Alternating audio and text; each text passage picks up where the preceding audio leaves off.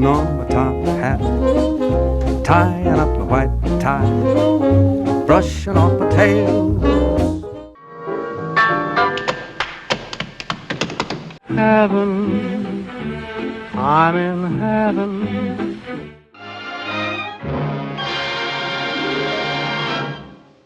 And the way you look tonight.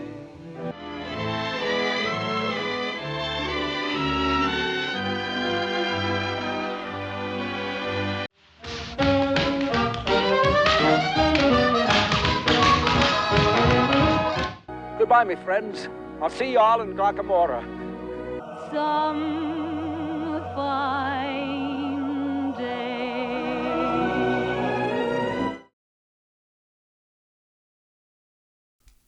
Fred had been in a partnership with his sister, Adele, from 5 years old till she married when he was 34 years old. He had been the lead in one play on Broadway without his sister, 2 brief appearances in the hit movie Dancing Lady, and then was partners with Ginger for 7 movies.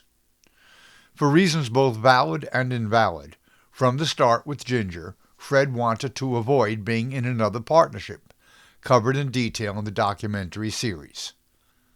Up to this point during their partnership, Ginger had appeared in 7 movies without Fred. Fred and Ginger took an 18-month break between Shall We Dance and Carefree, the longest of the series. During this break, Ginger did 3 movies, and Fred 1, and the results are surprising, especially to the modern viewer. 2 of the 3 Ginger movies made a small profit, one of which was re-released later for a much more substantial profit, and one was a financial disaster. Fred's only movie during this period was his first to lose money. There were several factors that contributed to an overall downturn in the movie industry at this time, as well as for some of Hollywood's greatest stars. The American economy took a sharp downturn in mid-1937, lasting for 13 months through most of 1938. Industrial production declined almost 30%, and production of durable goods fell even faster. Unemployment jumped from 14.3% in May 1937 to 19% in June 1938. Manufacturing output fell by 37% from the 1937 peak and was back to 1934 levels.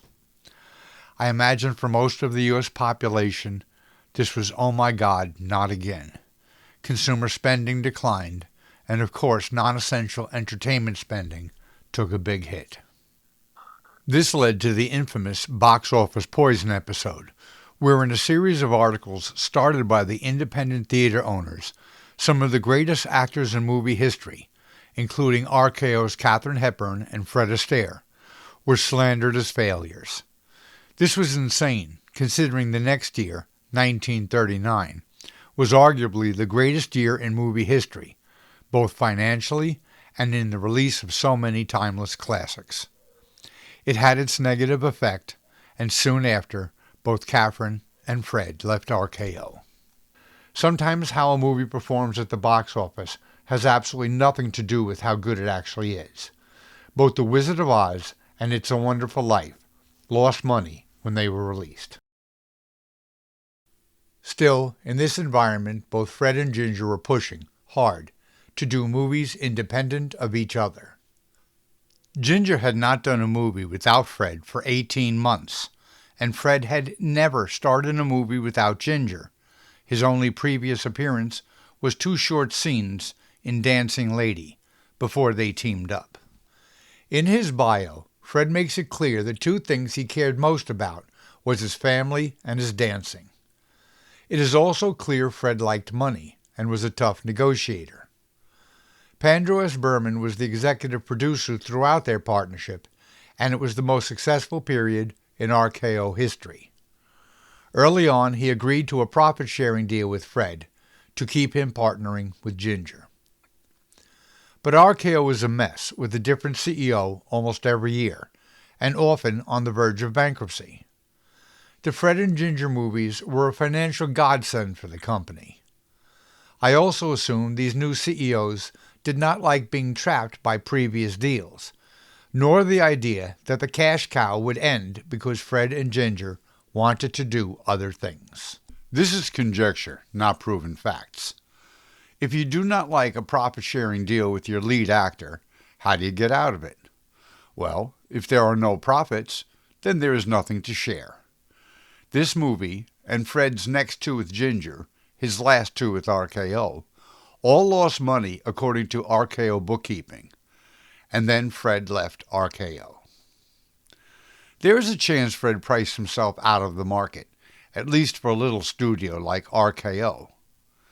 In the documentary, I discuss this downturn, and I place a great deal of the blame on a series of wrong decisions by RKO management, starting with Shall We Dance?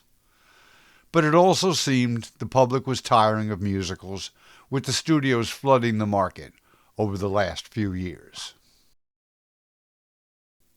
Fred co-stars with the comedy team of George Burns and Gracie Allen, above the title with Fred. Future big star Joan Fontaine, music by the Gershwins, and directed by George Stevens.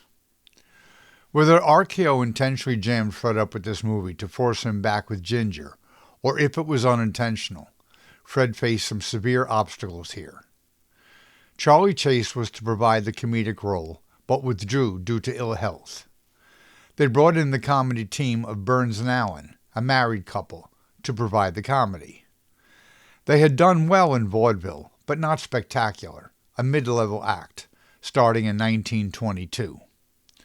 From 1930 to 1933, they did a string of shorts for Paramount and had their breakout role in The Big Broadcast, 1932, a movie about radio stars. After A Damsel in Distress, they did one more movie, but movies was not their strength, and they returned to radio and eventually a successful TV sitcom. At 79 years old, Burns had a career revival in the movie The Sunshine Boys, 1975, and Oh God, 1977. That was nothing compared to their choice for Fred's romantic lead, Joan Fontaine. This was before her Oscar-nominated breakout performance in Rebecca, 1940, the year Ginger won Best Actress for Kitty Foyle. She went on to have a great career, including one Best Actress win and 3 nominations, one Best Picture win and 3 nominations, 7 movies in the top 100 revenue for the year, and 2 AFI all-time recognized movies. Fred was about to learn a lesson the hard way. He was all about the dance, but he was making movies, not dance videos. RKO management was obviously not very concerned about the professional dance skills, instead deciding to highlight an up-and-coming star, even if Fontaine could not dance a step. I find this a bit hilarious. Fred was initially frustrated with Ginger's lack of any dance training, saying early on she would just wing it. To the untrained eye, Ginger just winged it fine, and eventually she became a very competent dancer. Fred wanted other partners, and he got his wish, and in the end, it just made him appreciate Ginger all the more. Because of Fontaine's inability to dance, she and Fred do a bizarre dance scene in the woods with the trees giving her cover.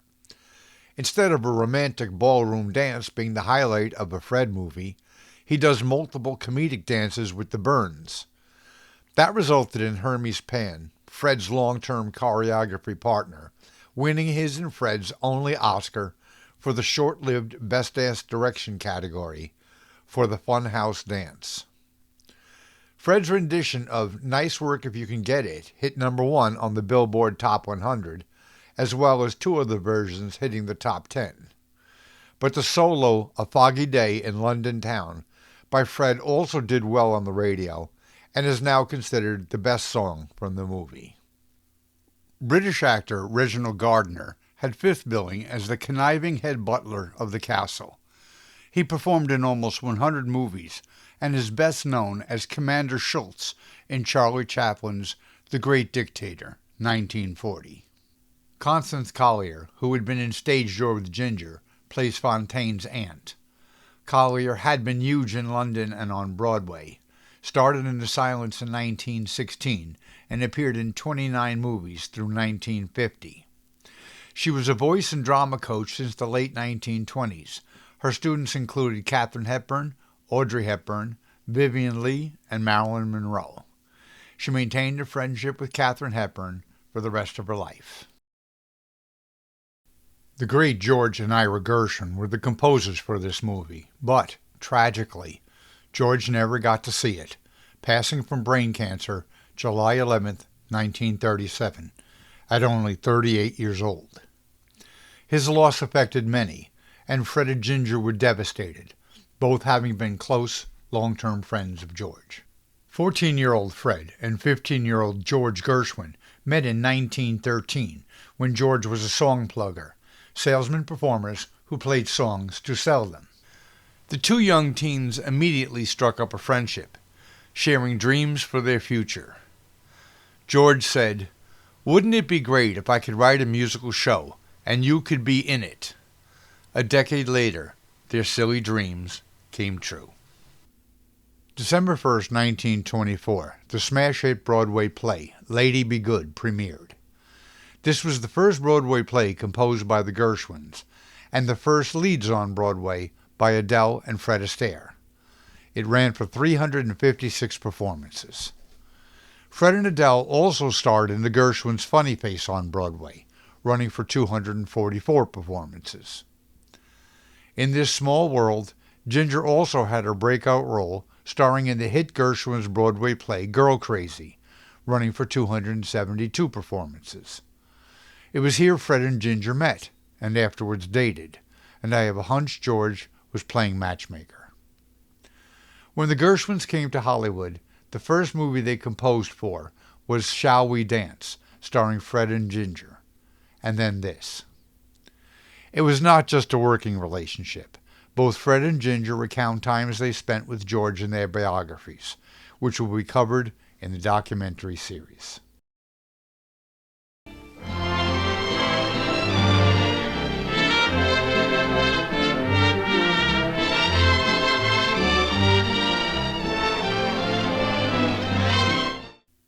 The movie opens in the enormous Tottenham Castle in England. Reginald Gardner, the head butler, is placing bets on who Fontaine, the young lady of the house, will marry. Gardner cheats, having the most likely suitor tucked into a seam in the hat. With all of the likely candidates already claimed, young footman Harry Watson places a bet on a Mr. X, someone totally out of the blue. Watson claims Fontaine is in love with an American, and then they get word Fontaine is off to London, and Gardner and Watson follow. The scene shifts to the office of Fred's publicity agent, George Burns, and his secretary, Gracie. If you have never heard their comedic routine before, George plays the straight role, while Gracie gets every issue confused in the most clever wordplay. Fred, a famous American dancer, arrives to a crowd of fans. In the office, he complains to Burns about his publicity and the crowds of women following him, and says he is through. As Fred leaves, fleeing the crowd, Fontaine passes by, followed by Gardner and Watson. Fontaine jumps into Fred's cab to escape. Fred thinks she is one of the fans, but then Gardner confronts him as he hides Fontaine. Watson finds out who Fred is, assumes he is Fontaine's American lover, and tells Fred he is rooting for him. Gardner catches up with the cab again, an officer gets involved, and Fred hits him in the head when he meant the blow for Gardner. Fred tells the officer they are being harassed by Gardner, while Fontaine takes off. Now Fred flees, with the officer and Gardner in pursuit. A crowd recognizes Fred and asks him to dance for them, with the cop and Gardner looking on. Fred breaks out into song and dance in the street with I Can't Be Bothered Now. Bad news go away, call round someday in March or May. I can't be bothered now.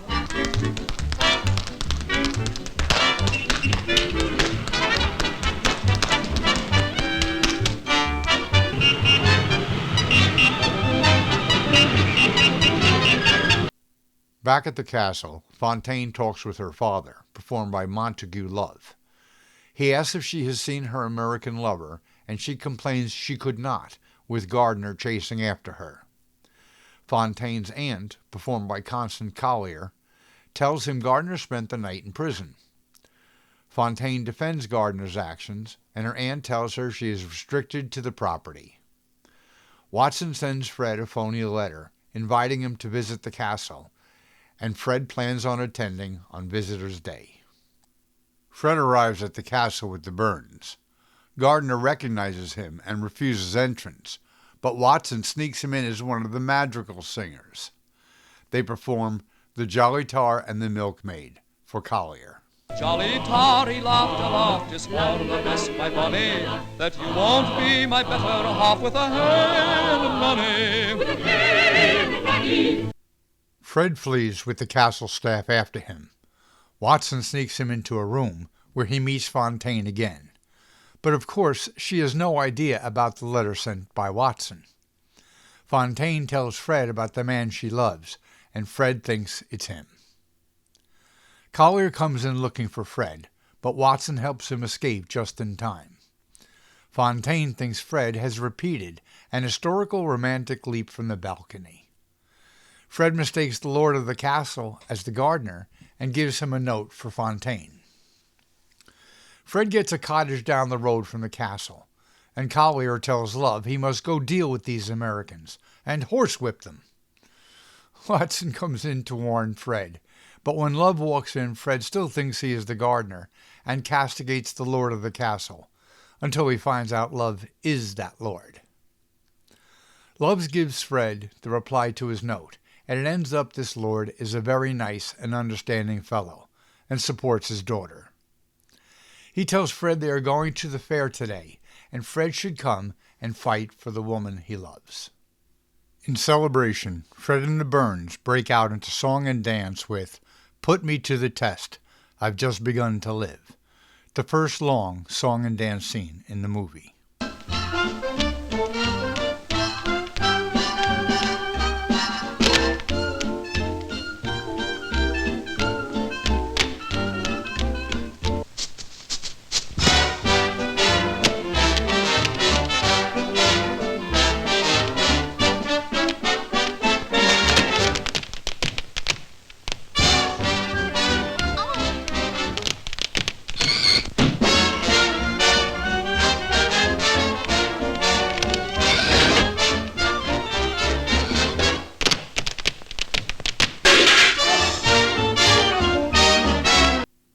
Fred and the Burns go to the fair, and Fontaine is there with her aunt-appointed fiancé. Fred ends up in the tunnel of love with Fontaine. Still thinking she is in love with him, Fred steals a kiss and gets a sharp slap. The threesome end up in the funhouse and break into the Oscar Best Dance Direction winning Stiff Upper Lip, utilizing all the funhouse pranks. Stiff upper lip, stout fella, dash it all I mean. Pip pip to old man Trouble and a toodaloo-too.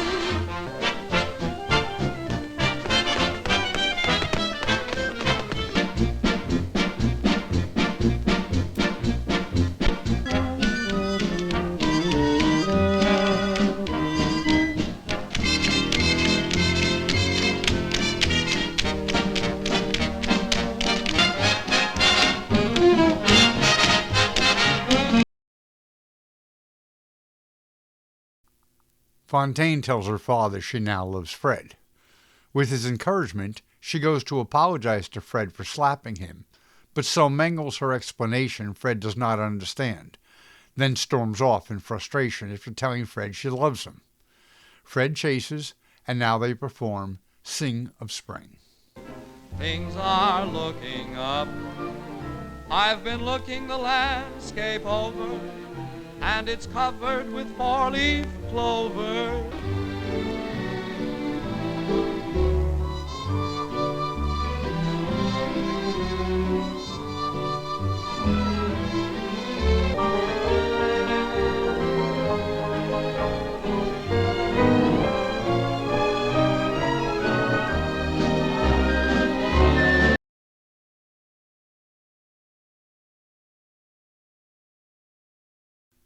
At the ball, earlier Gardner had forced Watson to give up his winning ticket, so Watson now does not want Fred to succeed.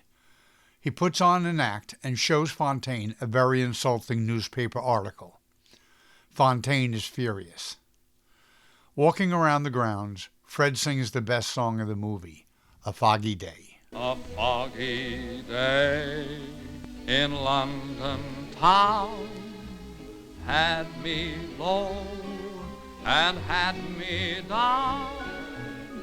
I viewed the morning with alarm, and through foggy London town the sun was shining everywhere.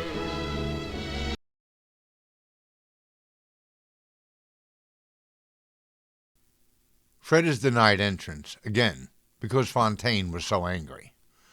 Gardner offers Fred assistance, now that he has the winning ticket if Fred succeeds with Fontaine.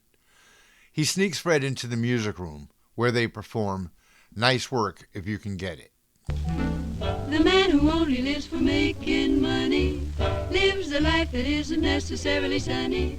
Holding hands at midnight 'neath a starry sky. Whoa, Nice work if you can get it, and you can get it if you try.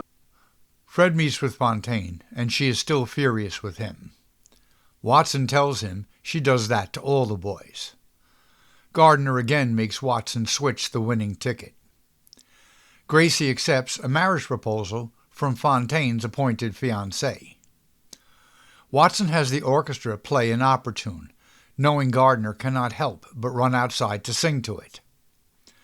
Fontaine tells her father she does not want to see Fred, and her father says she changes her mind so often he was trying to help her along.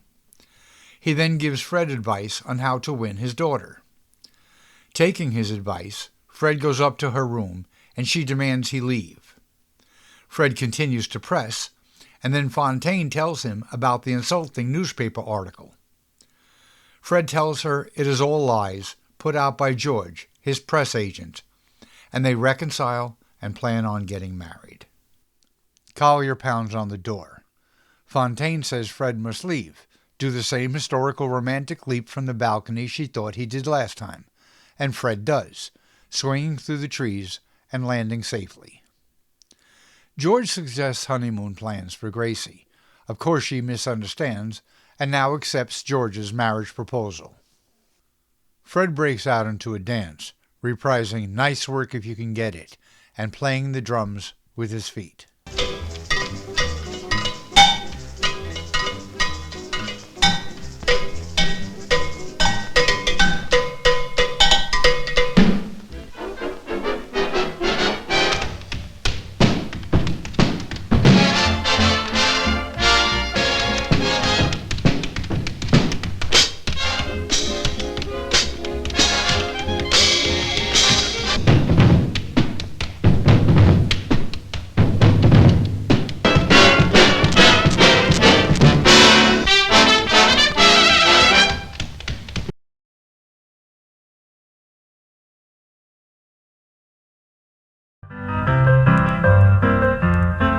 Please like and subscribe.